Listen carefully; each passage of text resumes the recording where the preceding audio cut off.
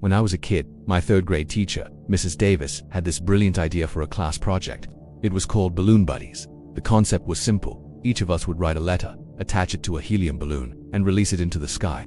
The letter would introduce ourselves and ask whoever found it to write back. We'd become pen pals with a complete stranger, maybe someone from another state, or even another country. The whole class was buzzing with excitement. We spent an entire afternoon carefully drafting our letters. I remember chewing on my pencil, trying to think of the most interesting things to say about myself. I wrote about my dog Sparky, my love for drawing dinosaurs, and my dream of becoming an astronaut. I put my school's address on the letter, just like Mrs. Davis told us to, and carefully folded it into a tiny square. The big day arrived. The schoolyard was filled with the vibrant colors of 30 bobbing balloons. Mine was a bright cherry red. Mrs. Davis helped each of us tie our little letters, protected in small plastic baggies, to the balloon strings. Then, all at once, on the count of 3, we let go. It was a magical sight, 30 little messengers of friendship ascending into the vast blue sky. We watched until they were just tiny specks, then disappeared completely. I remember feeling a mix of hope and sadness, letting my red balloon go. Where would it land? Who would find my letter? Would anyone even write back? The next few weeks were filled with anticipation. Every day we'd ask Mrs. Davis if any mail had arrived for the Balloon Buddies project. The first reply came about 2 weeks later. A girl named Sarah found a balloon in a field just 2 towns over. Soon more letters started trickling in. One came from a farmer in a neighboring state, another from a family on vacation who found a balloon washed up on a beach. Each letter was read aloud to the class, and it was like we were all on this grand adventure together. But as the weeks turned into a month, and then 2, my own mailbox at school remained empty. My red balloon, it seemed, was lost to the wind. I tried not to be too disappointed. I imagined it might have popped high in the atmosphere, or landed in the middle of the ocean, my letter destined to remain unread. The project was a success for the class, and I was happy for my friends, but a small part of me still held on to a sliver of hope. Then, one morning, nearly 3 months after we released the balloons, Mrs. Davis walked into the classroom with a peculiar look on her face. She was holding a single, slightly weathered envelope. It wasn't a standard envelope, though. It was thick, almost like parchment, and it was addressed to the Balloon Finder project at my school. But instead of a name, it just said, "For the owner of the red balloon." My heart leaped into my throat. That was me. The entire class went silent as Mrs. Davis handed me the envelope. My hands were trembling as I carefully opened it. Inside was a single sheet of paper, the same kind of thick, yellowish material as the envelope. The handwriting was elegant, a beautiful, flowing cursive script that looked like something from an old storybook. The letter was short, and it wasn't at all what I expected. It didn't say, "Hi, my name is so-and-so. I'm this many years old and I live here." It was different. It read, "Greetings, little astronaut. Thank you for your message. Dinosaurs are indeed magnificent creatures. A word of advice: when you reach the stars, remember that some things are not meant to be found. Keep looking up." That was it. No name, no address, no information about where they found the balloon. Just that cryptic message. I read it over and over again. Little astronaut. They knew I wanted to be an astronaut. Dinosaurs are magnificent. They knew I loved drawing them, but the rest of it, it was a complete mystery. Some things are not meant to be found. What did that even mean? The whole class was stumped. Mrs. Davis read the letter aloud and everyone had a theory. Maybe it was a poet, or a philosopher, someone who just liked being mysterious.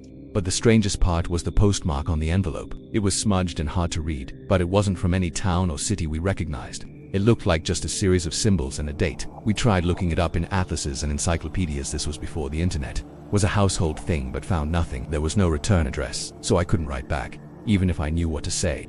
The letter was a dead end, a puzzle with no solution. It felt less like I'd found a pen pal and more like I'd received a message from another world. For the rest of the school year, I kept that letter in my desk. I'd pull it out sometimes and just stare at the beautiful script and the bizarre message. Who was this person? How did they know those details about me from my simple letter? And why would they send such a strange reply?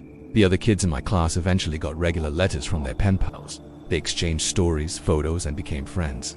My correspondence began and ended with that one single, enigmatic note. It wasn't the friendship I had hoped for, but it was something far more intriguing. It was a genuine mystery. My very own X-file tucked away in a third-grade classroom. Years went by. I grew up, went to high school, then college. I never did become an astronaut, but I never lost my fascination with the stars. And I never ever forgot about that letter. I still have it. It's kept in an old shoebox along with other childhood mementos. The paper is even more brittle now, the ink slightly faded, but the words are just as clear and mysterious as they were the day I first read them. I've shown it to friends over the years, and everyone has a different take. Some think it was just an elaborate prank, maybe from an older student or a creative stranger with a weird sense of humor. Others have wilder theories, joking about time travelers or eccentric old hermits living off the grid. But to me, it's always been more than that. That letter sparked something in my young mind. It was my first real encounter with the unknown, with the idea that the world is filled with things you can't easily explain.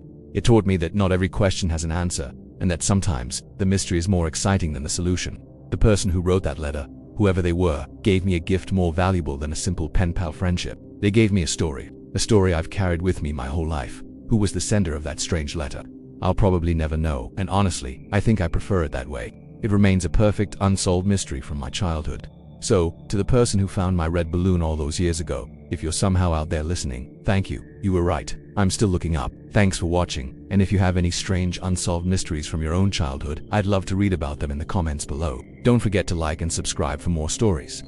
My mom had gotten me a small snow cone machine for Christmas that year, and Josh had really coveted it, so much so that his parents bought him a slightly nicer one for his birthday, which was toward the end of the school year. That summer we had the idea that we would set up a snow cone stand to make money. We thought we'd make a fortune selling snow cones at $1.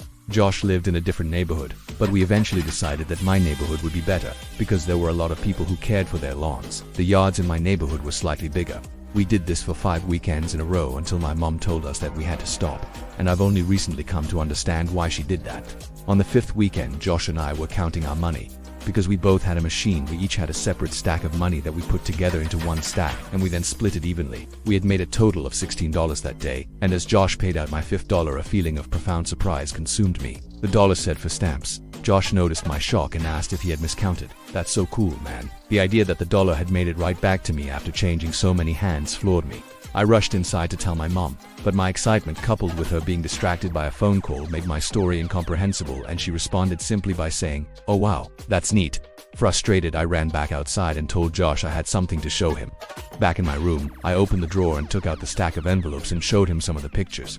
I started with the first picture, and we went through about 10 before Josh lost interest. "Do you want to go play in the ditch before your mom comes to pick me up?" We had a dirt wall for a while, but it was interrupted several times by rustling in the woods around us. There were raccoons and stray cats that lived in there, but this was making a little too much noise, and we traded guesses at what it was in an attempt to scare each other. My last guess was that it was a mummy, but in the end, Josh kept insisting that it was a robot because of the sounds that we heard. "You heard it, didn't you? It sounded like a robot. You heard it too, right?" I had heard it, and since it sounded mechanical, I agreed that it was probably a robot. It's only now that I understand what we heard.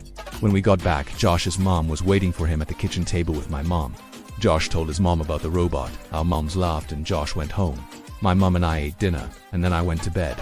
I didn't stay in bed for long before I crept out and decided that, due to the day's events, I would revisit the envelopes, since now the whole affair seemed much more interesting. I took the first envelope and set it on the floor and set the blurry desert Polaroid on top. I laid the second envelope right next to it and placed the oddly angled Polaroid of a building's top corner on top, and did this with each picture until they formed a grid that was about 5x10. I was always taught to be careful with things that I was collecting, even if I was valuable. I noticed that the pictures gradually became more decipherable. There was a tree with a bird on it, a speed limit sign, power line, a group of people walking into some building. And then I saw something that vexed me so powerfully that I can now, as I write this, distinctly remember feeling dizzy and capable of only a single, repeating thought. Why am I in this picture? In this photograph of the group of people entering the building, I saw myself holding hands with my mother in the very back of the crowd of people. We were at the very edge of the photo, but it was undeniably us. And as my eyes swam over the sea of Polaroids, I became increasingly anxious. It was a really odd feeling. It wasn't fear. It was the feeling you get when you are in trouble. I'm not sure why I was flooded with that feeling, but there I sat floundering in the distinct sense that I had done something wrong. And this feeling only intensified as I looked on at the rest of the photos after that, the one that had so powerfully struck me. I was in every photo. None of them were close shots, none of them were only of me, but I was in every single one of them off to the side, in the back, bottom of the frame. Some of them only had the tiniest part of my face captured at the very edge of the photo. But nevertheless, I was there. I was always there. I didn't know what to do. Your mind works in funny ways as a kid, but there was a large part of me that was afraid of getting in trouble simply for still being up.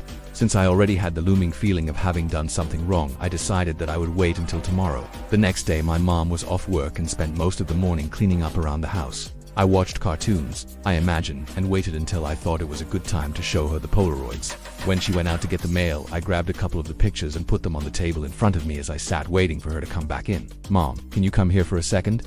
I have these pictures, just give me a minute. Honey, I need to mark these on the calendar." After a minute or two, she came and stood behind me and asked me what I needed. I could hear her shuffling with a mail behind me, but I just looked at the Polaroids and told her about them. As I explained more and pointed to the pictures, her frequent ahs and oks decreased, and she was suddenly completely quiet and only making a little noise with the mail. The next noise I heard from her sounded as if she was trying to catch her breath in a room that had no air left in it. At last, her struggling gasps were conquered, and she simply dropped the remaining mail on the table and ran to the kitchen to get the phone. "Mom, I'm sorry I didn't know about these. Don't be mad at me." With the phone pressed to her ear, she was running back and forth and shouting into it. I nervously fiddled with the mail sitting next to my Polaroids. The top envelope had something sticking out of it that I thoughtlessly and anxiously pulled on until it came out. It was another Polaroid.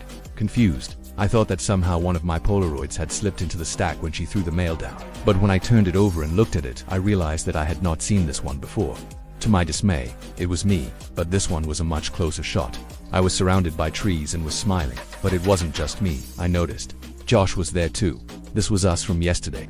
I started yelling for my mom, who was still screaming into the phone. I repeatedly yelled for her until she finally responded with, "What? Who are you calling?" "I'm talking with the police." "Honey, but why?" "I'm sorry, I didn't mean to do anything." She answered me with a response that I never understood until I was forced to revisit these events from the earliest years of my life. She grabbed the envelope off the table and the picture of Josh, and I spun and slid, landing next to the other Polaroids in front of me.